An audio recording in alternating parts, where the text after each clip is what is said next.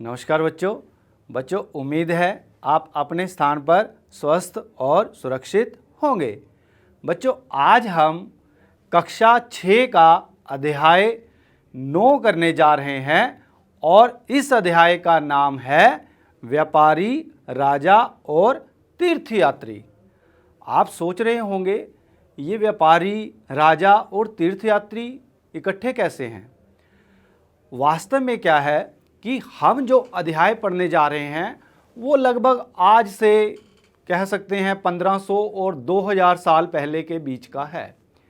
और उस काल में जो व्यापारी थे या जो व्यापार था किस तरह से होता था, किस देश के साथ होता था और भारत में कहाँ से होता था। और इसी प्रकार हम जो राजा की बात करने जा रहे हैं, हम उन राजाओं की बात करने जा रहे हैं जो खास करके समुद्र के तट के आसपास थे या उससे थोड़ा सा ऊपर थे।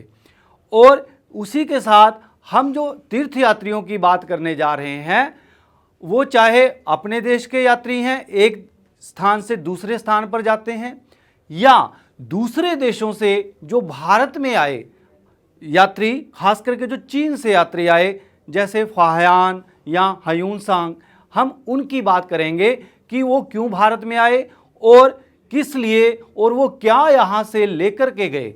और साथ ही हम जो यहाँ पर एक जो रेशम मार्ग है, क्योंकि जो व्यापार हो रहा था वो रेशम मार्ग से ज़्यादा हो रहा था, हम उसकी भी बात करेंगे। फिर हम ये भी बात करेंगे कि ये हिंदू जो शब्द है वो कहाँ से निकला है। और उसके साथ साथ जो यहाँ पर बौद्ध धर्म का विस्तार हुआ, पता है आपको कि बौद्ध धर्म महात्मा बुद्ध के द्वारा स्थापित किया गया था, लेकिन इसका जो विस्तार था केवल भारत में नहीं दूसरे देशों में भी हुआ। और उसके साथ साथ हम थोड़ा ये भी जानने का प्रयास करेंगे कि भक्ति क्या होती है और भक्ति का अर्थ क्या होता है और वास्तव में भक्ति कैसे की जाती है। और अंत में हम ये भी देखेंगे कि जो ईसा मसीह थे जिनके द्वारा आपको पता ही है ईसाई धर्म प्रतिपादित किया गया था, उनके बारे में भी हम पढ़ेंगे। तो बच्चों आइए हम सबसे पहले व्यापार और व्यापारियों के बारे में जानते हैं। व्यापार तो पता ही है आपको, जब एक वस्तु को दूसरी जगह ले जा करके बेचा जाता है या उसी जगह बेचा जाता है तो वो क्या कहलाता है, व्यापार कहलाता है। और इसी को हमने अब पढ़ना है। अब जब हम उपमहाद्वीप की बात करते हैं, उपमहाद्वीप पता ही है, हम उपमहाद्वीप में कौन कौन से देश हम शामिल करते हैं, पाकिस्तान को, भारत को, नेपाल को, श्रीलंका को, बांग्लादेश को, मालदीव को, भूटान को, ये जो देश हैं हम इनको उपमहाद्वीप के नाम से जानते हैं। और ये चूंकि दक्षिण एशिया का हिस्सा है और अलग से अपनी एक पहचान लिए हुए है और एक छोटे से महाद्वीप जैसा लगता है और इसीलिए हम इसको उपमहाद्वीप कहते हैं। अब क्या है कि इस उपमहाद्वीप में हमें कई तरह की वस्तुएं देखने को मिली जो भारत में भी बनी थी और दूसरे देशों से भी भारत में आई थी। अब आपके दिमाग में कुछ प्रश्न आ रहा होगा कि दूसरे देशों से वो वस्तुएं कैसे आई। अभी तो हमने बात की थी कि व्यापार के जरिए, और ये जो व्यापार था वे लोग जो व्यापार को करते थे व्यापारी कहलाते थे। और ये जो चीज़ें भारत में पाई गई हैं या भारत की चीज़ें दूसरे देशों में पाई गई हैं वो इसी व्यापार और इन्हीं व्यापारियों के जरिए एक स्थान से दूसरे स्थान पर पहुंची हैं। आइए हम जो दक्षिण भारत है, दक्षिण भारत आप समझ रहे हैं कि भारत का वह हिस्सा जो दक्षिण में है जिसमें तमिलनाडु है, कर्नाटक है, देखा जाए आंध्र प्रदेश है, तेलंगाना है और इसके साथ साथ केरल है। ये जो राज्य हैं ये दक्षिण भारत के राज्य हैं, लेकिन उस समय ये नाम उनके नहीं थे जो कि आज हैं, इसीलिए हम इसको दक्षिण भारत का हिस्सा कह रहे हैं। अब यहाँ पे क्या होता था, यहाँ पर दक्षिण भारत में उन दिनों में मसाले, खास करके काली मिर्च और भी अन्य चीज़ें थी जो भारत से रोम साम्राज्य में पहुँचती थी। रोम साम्राज्य आपको पता है कि दक्षिण भारत में जब हम इधर अरब सागर की बात करते हैं, फिर वो अफ्रीका में पहुंचती थी, अफ्रीका से फिर भूमध्य सागर से होते हुए वो यूरोप में पहुंचती थी, और वहीं पर ही जो हिस्सा है रोमन साम्राज्य कहलाता है। अब रोमन साम्राज्य में क्या था कि ये जो काली मिर्च थी उसकी मांग इतनी ज़्यादा थी कि उस काली मिर्च को काले सोने के नाम से जाना जाता था। अब ये चीज़ें पहुंचती कैसे थी? अभी हमने कहा था कि अरब सागर से जो समुद्री मार्ग था वहाँ से होकर के, और कुछ जो चीज़ें थी वो सड़क मार्ग से भी रोम में पहुंचती थी। और हमें इसीलिए रोम के जो सिक्के हैं भारत में कई जगह पर देखने को मिले हैं, जो ये बताते हैं कि उन दिनों में रोम साम्राज्य के साथ भारत का बहुत अच्छा व्यापार चल रहा था। आइए व्यापार से जुड़ी एक कविता पढ़ें। यह व्यापार के प्रमाण हमें संगम कविताओं में भी मिलते हैं। संगम साहित्य हम पिछले अध्यायों में पढ़ चुके हैं कि जो मदुरई में संगम होता था, जहाँ पर विभिन्न प्रकार के कवि बैठ कर के इकट्ठे होते थे और रचना या रचनाएं लिखा करते थे, वहीं की एक कविता हमें देखने को मिलती है जो व्यापार से जुड़ी हुई है।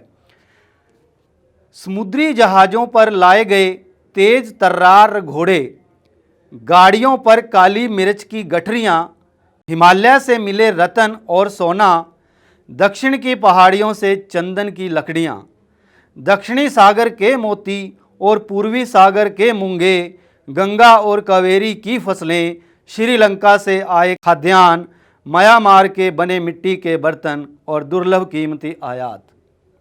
तो बच्चों, इस कविता में हम देखते हैं कि कितनी चीज़ें हैं और वो अलग अलग जगह से आई हैं।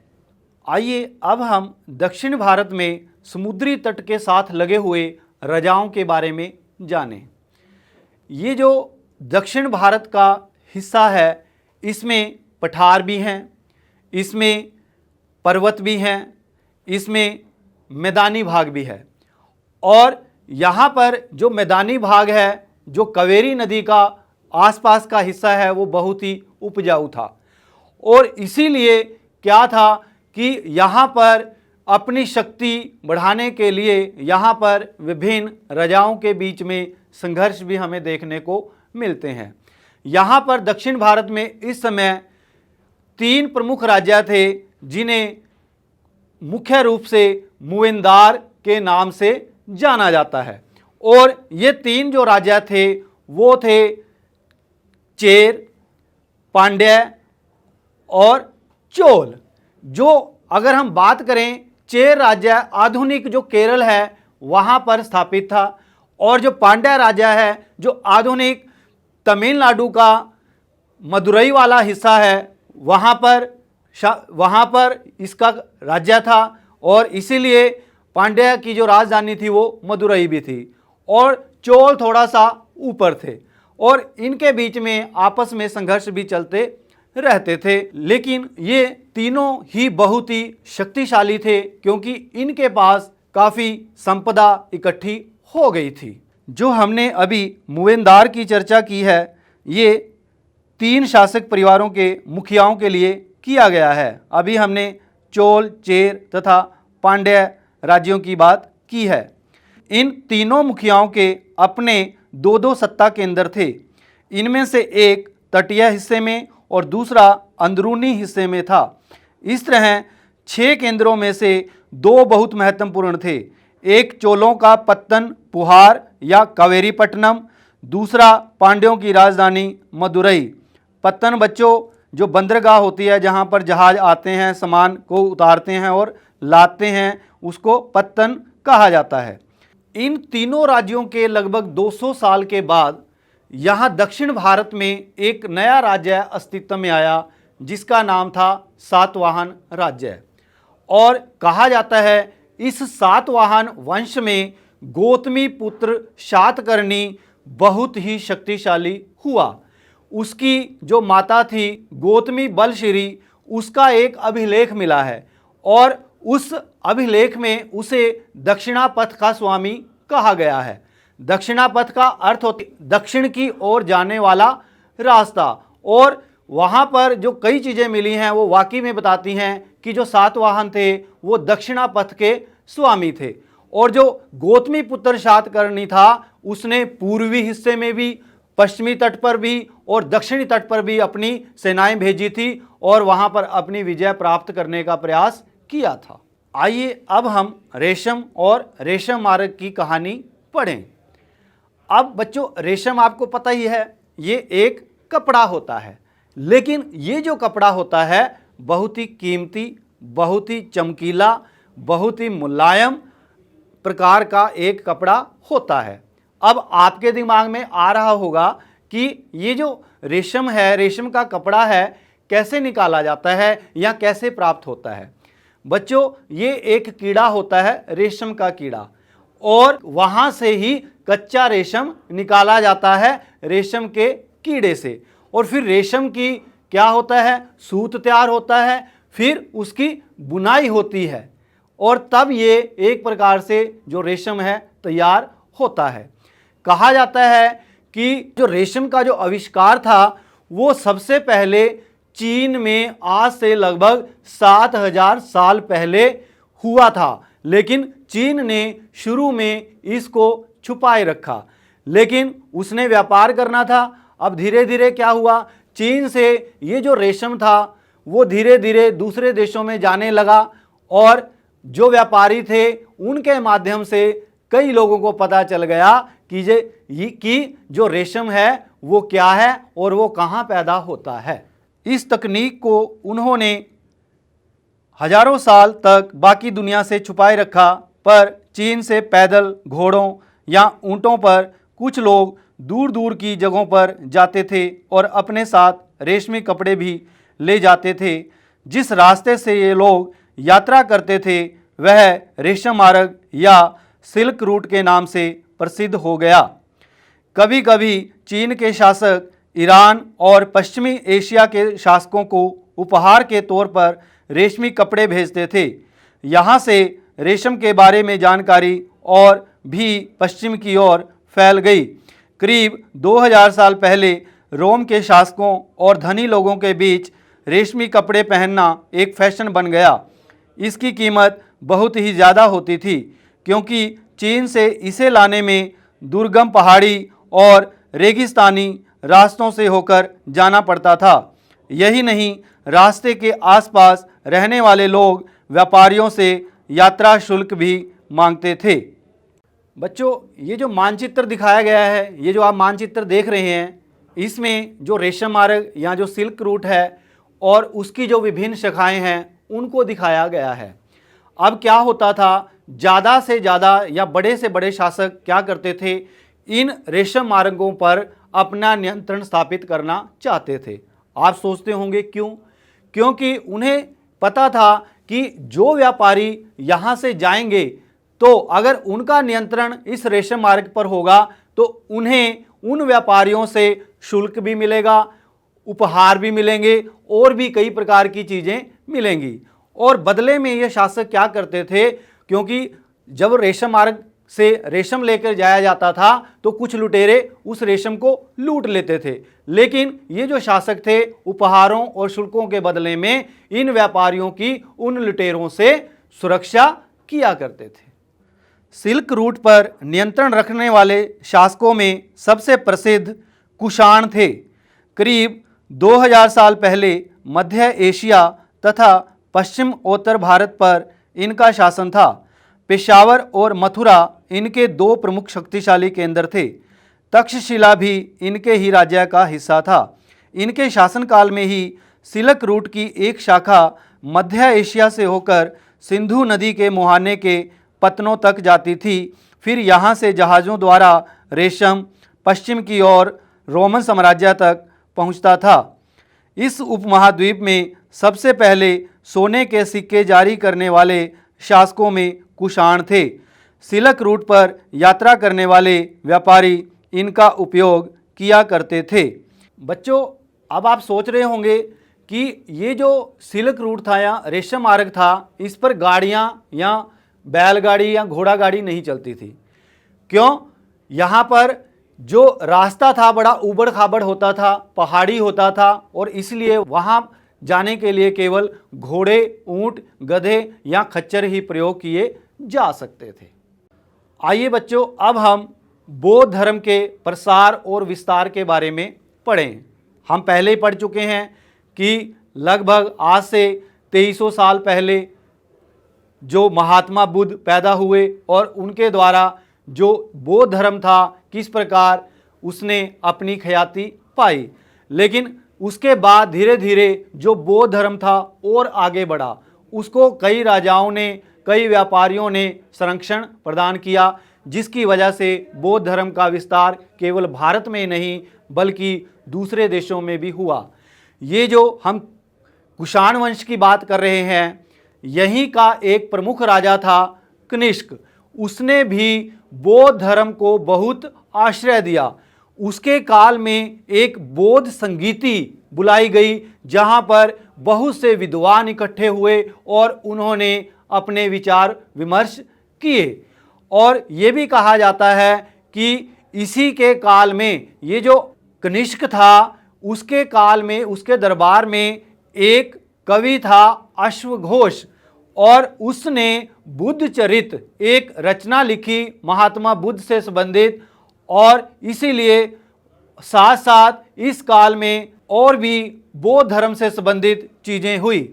और ये जो बुद्ध चरित थी, यहाँ पर आपको पता है जो पहले वाला बौद्ध साहित्य था वो प्राकृत या पाली में लिखा गया था, लेकिन अब ये जो बुद्ध चरित रचना की हम बात कर रहे हैं, जो अश्वघोष ने लिखी, जो कनिष्क के दरबारी कवि थे, उसकी रचना संस्कृत में हुई है।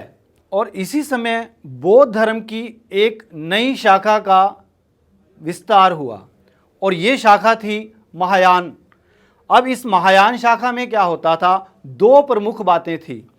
पहली बात क्या थी कि अभी तक क्या था कि जब महात्मा बुद्ध को या उनसे संबंधित चीज़ों को दिखाया जाता था तो वो प्रतीकों के माध्यम से दिखाया जाता था। उदाहरण के लिए अगर हम ये कहें कि अगर महात्मा बुद्ध के निर्वाण को दिखाना है, निर्वाण बच्चों आप समझते हैं जब उनकी मृत्यु होती है, निर्वाण को दिखाया जाता है तो वो एक पीपल के पेड़ के माध्यम से दिखाया जाता था। लेकिन अब क्या हुआ कि जो महात्मा बुद्ध की जो मूर्तियां थी उनको बनाया जाने लगा, और अब महात्मा बुद्ध की मूर्तियों की पूजा की जाने लगी। और जो दूसरा परिवर्तन था वो था बोधिसत्व में आस्था को लेकर। अब ये बोधिसत्व क्या है, क्या होता था कि जो महात्मा बुद्ध से या बौद्ध धर्म से जुड़े लोग थे वो एकांतवास में जाकर के साधना करते थे, उनको बोधिसत्व कहा जाता था। लेकिन अब क्या हुआ, इसमें क्या परिवर्तन आया कि ये जो बोधिसत्व थे अब एकांतवास में रहकर साधना नहीं करते थे, बल्कि वो एक प्रकार से संसारिक परिवेश में रह करके लोगों को उपदेश दिया करते थे। और धीरे धीरे ये जो बोधिसत्व की पूजा थी बहुत प्रचलित हो गई और पूरे मध्य एशिया, चीन और बाद में कोरिया तथा जापान तक भी फैल गई। बौद्ध धर्म का प्रसार पश्चिमी और दक्षिण भारत में हुआ, जहां बौद्ध भिक्षुओं के रहने के लिए पहाड़ों में दर्जनों गुफाएं खोदी गई। इनमें से कुछ गुफाएं राजा और रानियों के आदेश पर बनाई गई तो कुछ व्यापारियों तथा कृषकों द्वारा। इनमें से ज़्यादातर गुफाएं पश्चिमी घाट के दर्रों के पास बनाई गई थी। दक्कन के शहरों और तटों के समृद्ध बंदरगाहों और इन्हें जोड़ने वाली सड़कें भी इन्हीं दर्रों से होकर गुजरती थी। ऐसा लगता है कि यात्रा करने वाले व्यापारी इन गुफाओं वाले मठों में विश्राम के लिए रुकते थे। बौद्ध धर्म दक्षिण पूर्व की ओर श्रीलंका, म्यांमार, थाईलैंड तथा इंडोनेशिया सहित दक्षिण पूर्व एशिया के अन्य भागों में भी फैला। थेरवाद नामक बौद्ध धर्म का आरंभिक रूप इन क्षेत्रों में कहीं अधिक प्रचलित था। आइए अब हम तीर्थयात्रियों के बारे में पढ़ें। अब ये तीर्थयात्री बीच में कैसे आ गए?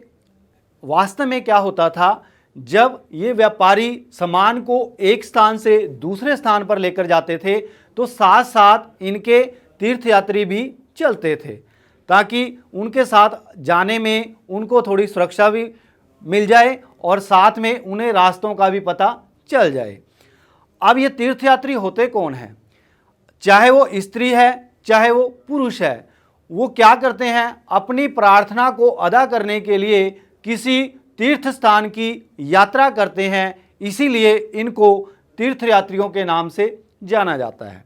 और ये जो तीर्थयात्री थे केवल भारत से भारत में नहीं जाते थे, बल्कि दूसरे देशों से भी भारत में आते हैं। हमें ऐसे बहुत से उदाहरण मिलते हैं कि अलग अलग राजवंशों के दौरान भारत में बहुत से चीनी यात्री आए। अगर बात करें गुप्त काल के समय में, आज से लगभग 1600 साल पहले फाहियान नामक एक चीनी यात्री भारत में आया और बाद में हर्षवर्धन जो भारत का एक बहुत बड़ा सम्राट था, उसके काल में भी एक चीनी यात्री भारत में आया जिसका नाम था ह्यून-सांग। और उसके बाद एक और यात्री भारत में आया उससे लगभग 50 साल बाद, जिसका नाम था इत-सिंह। अब बच्चों, आपके दिमाग में एक प्रश्न आ रहा होगा कि ये जो फाहियान, ये जो ह्यून-सांग और ये जो इत-सिंह थे, ये चीन से इतनी दूर भारत में क्यों आए? वो बच्चों, हम पहले ही थोड़ा सा बता चुके हैं आपको कि बौद्ध धर्म जो था भारत से बाहर के देशों में भी फैल गया था, चीन में भी फैल गया था। अब चीन में जब इन लोगों ने बौद्ध धर्म से संबंधित चीज़ों को सुना तो वो बहुत प्रभावित हुए और बौद्ध धर्म के बारे में ज़्यादा से ज़्यादा जानकारी प्राप्त करने के लिए वो भारत में आए। वो कोई भारत के उत्तर पश्चिमी हिस्से से होकर आता था और कभी भारत के दक्षिण पूर्व से होकर के इस तरफ निकल जाता था बंगाल की खाड़ी में से। आइए उनके बारे में थोड़ा सा पढ़ें कि वो किस तरफ से आए और किस तरफ से गए। और ये जो चीनी यात्री थे अपनी पूरी यात्रा का वृत्तांत लिखा करते थे, साथ साथ में वो बौद्ध धर्म से संबंधित ज्ञान को तो प्राप्त करते ही थे, लेकिन यहाँ पर उन्होंने जो कुछ भी देखा, चाहे वो मठ देखे, विहार देखे, तो उसको अपने वृत्तांत में लिखा करते थे। और जब वो रास्ते में आते जाते थे तो उन्हें कितनी मुश्किलों का, कितनी समस्याओं का सामना करना पड़ता था, उसका भी जिक्र वो अपने वृत्तांत में लिखा करते थे। आइए फाहियान के बारे में पढ़ें कि वो कैसे चीन वापस लौटा। फाहियान ने अपने घर चीन वापस लौटने के लिए अपनी यात्रा बंगाल से शुरू की।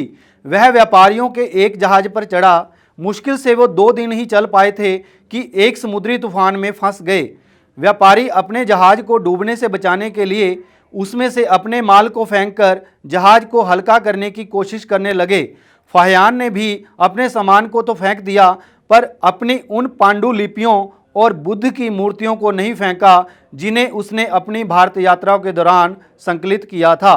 अंततः 13 दिनों के बाद आंधी रुकी और उसने समुद्र का वर्णन इस प्रकार किया है। समुद्र असीम है, सूर्य, चांद या तारों की गति को देखे बिना यह पता लगा पाना असंभव है कि पूर्व किधर है या पश्चिम किस दिशा में है। अगर बरसात और अंधेरा हो तो जहाज को हवा की रुख में ले जाने के अलावा और कोई चारा नहीं। इसी प्रकार जो ह्यून-सांग था वो उत्तर पश्चिमी और मध्य एशिया होकर चीन वापस लौटा। उसने सोने, चांदी और चंदन की लकड़ी की बनी बुद्ध की मूर्तियां तथा 600 से भी ज़्यादा पांडुलिपियां एकत्रित की। इन्हें वह 20 घोड़ों पर लाद कर ले गया, पर इसमें से 50 पांडुलिपियां उस समय खो गई जब सिंधु नदी पार करते हुए उसकी नाव पलट गई। अपने जीवन का बाकी हिस्सा उसने बची हुई पांडुलिपियों का संस्कृत से चीनी अनुवाद करने में लगा दिया। बच्चों, हम पांडुलिपियों की बात कर रहे हैं। पांडुलिपि क्या होता है? बच्चों, जो चीज़ हाथ से लिखी गई, अर्थात हाथ से लिखी हुई किताब। हम क्या करते हैं कि कई बार क्या देते हैं, छपी हुई या मुद्रित किताब को देखते हैं, वो नहीं, जो हाथ से लिखी है, स्याही से लिखी हुई जो किताब है उसको हम पांडुलिपि कहते हैं। आइए अब हम उस काल के एक प्रसिद्ध शिक्षण संस्थान नालंदा के बारे में जानें। ह्यून-सांग तथा अन्य तीर्थयात्रियों ने उस समय के सबसे प्रसिद्ध बौद्ध विद्या केंद्र नालंदा, जो कि बिहार में है, वहाँ पर अध्ययन किया था और ह्यून सांग ने नालंदा के बारे में इस प्रकार लिखा है, यहाँ के शिक्षक योग्यता तथा बुद्धि में सबसे आगे हैं। बुद्ध के उपदेशों का वह पूरी ईमानदारी से पालन करते हैं। मठ के नियम काफ़ी सख्त हैं जिन्हें सबको मानना पड़ता है। पूरे दिन वाद विवाद चलते ही रहते हैं जिससे युवा और वृद्ध दोनों ही एक दूसरे की मदद करते हैं। विभिन्न शहरों से विद्वान लोग अपनी शंकाएं दूर करने यहाँ आते हैं। नए आगंतुकों से पहले द्वारपाल ही कठिन प्रश्न पूछते हैं। उन्हें अंदर जाने की अनुमति तभी मिलती है जब वे द्वारपाल को सही उत्तर दे पाते हैं। 10 में से 7-8 सही उत्तर नहीं दे पाते हैं। बच्चों, इस काल में देवी देवताओं की पूजा का प्रचलन भी शुरू हो गया, यानी कि भक्ति की शुरुआत हो गई। अब क्या हुआ, ये जो हिंदू धर्म था उसकी ये एक प्रमुख पहचान बन गई।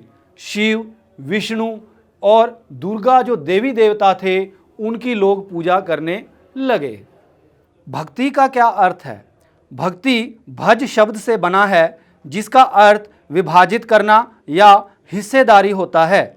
इसका अर्थ यह है कि भक्ति भगवान और भगत के बीच परस्पर एक अंतरंग संबंध है। भक्ति भगवत या भगवान के प्रति झुकाव है।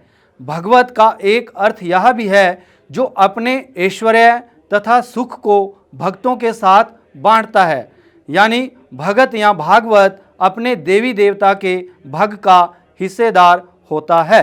तो हम हिंदू या हिंदुस्तान शब्द सुनते हैं, ये शब्द कहाँ से निकला, आइए इसके बारे में पढ़ें।